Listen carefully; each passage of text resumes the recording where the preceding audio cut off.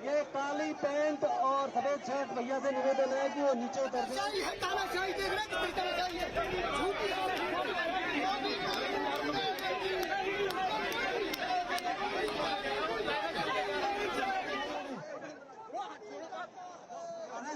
पीछे बार बार जाती रहे।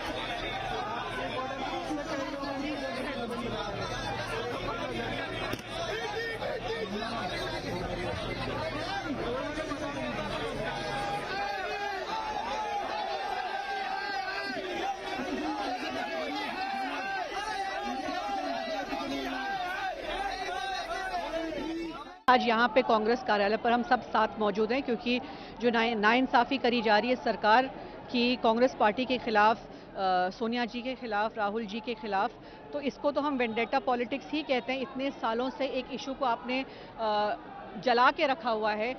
कुछ दिन में आपको याद आती है 2015 में ऑलरेडी इस केस में सोनिया जी, राहुल जी को बेल दी गई थी, पर आज जो ये चार्जशीट किया है इसका हम जो इसके पीछे जो आपका मकसद है वो जानने की कोशिश कर रहे हैं। पर समझते हैं हम, राहुल जी अब गुजरात में ज़्यादा एग्रेसिव हो रहे हैं, बिहार के चुनाव आ रहे हैं, तो कहीं ना कहीं आपको लोगों को याद दिलाना पड़ेगा फिर से जो आपने छवि बिगाड़ने की कोशिश करी।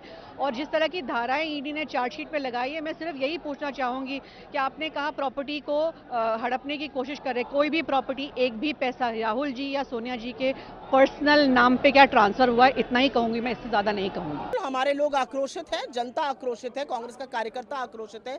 एक 12 साल के फर्जी केस में आपको 365वें दिन याद आया चार्जशीट दायर करने के लिए। चार्जशीट में आपने मनी लॉन्ड्रिंग का केस लगाया है, उस केस में जहां पर एक पैसे का लेन देन नहीं हुआ, एक एसेट ट्रांसफर नहीं हुआ, उस केस में जहां पर यंग इंडियन एक नॉट फॉर प्रॉफिट कंपनी है जो कि सेक्शन 25 के अंतर्गत है, वो अपने किसी शेयर होल्डर को एक नए पैसे का मुनाफा, सैलरी, डिविडेंड कुछ नहीं दे सकता है।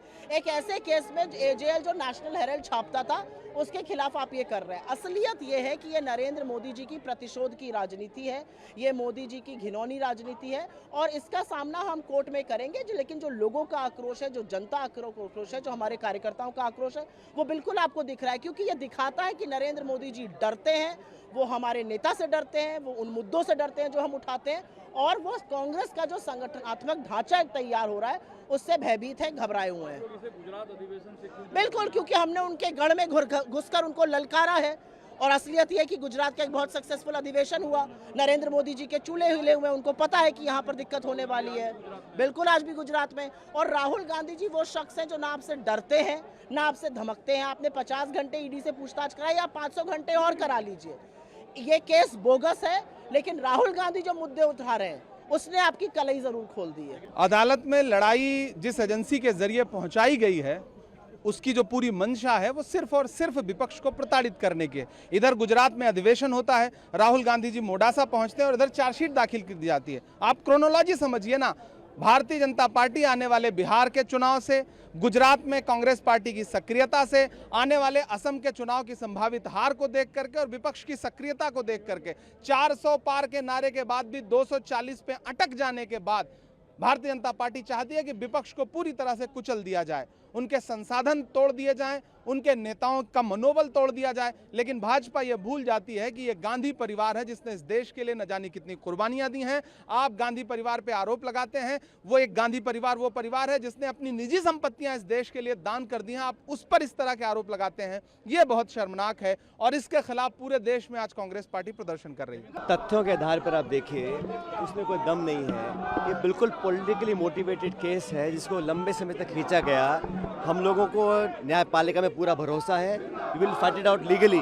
लेकिन आप समझिए, जिस एंटिटी में कोई ट्रांजैक्शन नहीं है, कोई लेन देन नहीं हुआ, 1 रुपये का कोई इसमें अदला बदली नहीं हुई है और जानबूझ के पॉलिटिकली राहुल गांधी जी और सोनिया गांधी जी को टारगेट जो करने का काम किया है, ये पूर्णतः द्वेषपूर्ण भावना से कार्य किया गया है। लेकिन मैं जानता हूं कि देश के लोग समझ रहे हैं इस बात को कि अपने प्रतिद्वंदियों की आवाज़ दबाने के लिए अभी हम लोगों ने गुजरात में अधिवेशन किया था, पार्टी को जिंदा करने के लिए पूरी ताकत लगा रहे हैं, वो उनको नागवार गुजरा है। इसलिए केंद्र सरकार ने जानबूझ के बहुत ही विंडिक्टिव ये कदम उठाया है। इसको हम पॉलिटिकली टैकल करेंगे, लेकिन लीगली भी टैकल करेंगे। मुझे पूरा विश्वास है हमारी न्यायपालिका के ऊपर।